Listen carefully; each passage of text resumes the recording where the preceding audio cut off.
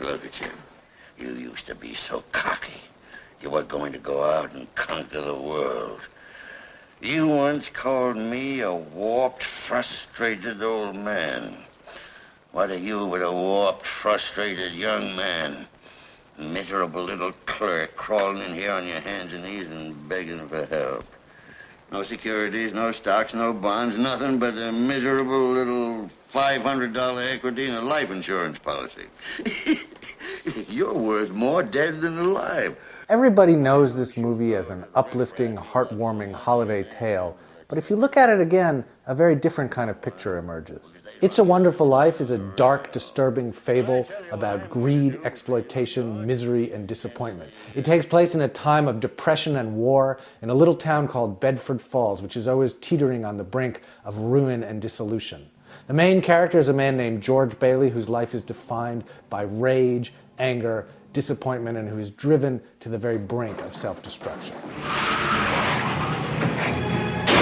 As a boy, George Bailey loses his hearing in one ear in an accident. He's abused and beaten by his alcoholic employer at the drugstore. He gives up his dreams of world travel and college to help out in his family's building and loan. He even postpones his honeymoon and gives away all the money he'd saved for it when there's a run on that financial institution. Now, we can get through this thing all right. We've got to stick together, though. We've got to have faith in each other. But my husband hasn't worked in over a year, and I need money. How am I going to live until the bank opens? I got doctor bills to pay. I need cash. I can't keep my kids on faith. I've got to have... How much do you need? Hey!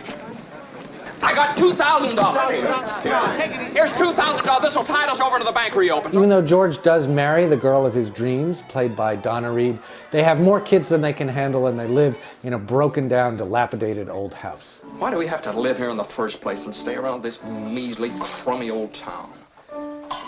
George, what's wrong? Wrong everything, Troy. You call this a happy family. Why do we have to have all these kids? Dad, how do you spell frankincense? I don't know. Troy, ask your mother. But then, on the day before Christmas in 1945, he's involved in a scandal. Even though he's innocent, it could ruin his career, destroy his life, and everything that he's worked for. Where's that money, you silly, stupid old fool? Where's that money? You realize what this means? It means bankruptcy and scandal and prison. As he's contemplating ending his life and wishing he was never born, he's visited by a bumbling, sweet-natured angel named Clarence who grants his wish and shows George what the world would look like if he'd never been born. Bedford Falls wouldn't even be Bedford Falls, but a hell on earth called Pottersville. Clarence! Clarence, you! Stand back! So George decides that he wants to live and runs home to his adoring wife and lovely children. Yay! Hello, Bedford Falls! Merry Christmas! Merry Christmas, George! Merry Christmas, movie house! Merry Christmas, Emporium! Merry Christmas, you wonderful old building and loan! And the good citizens of Bedford Falls rally around George Bailey, and just as he so often rescued them in their hour of need, they get together and save him. Look, Daddy, teacher says every time a bell rings, an angel gets his wings.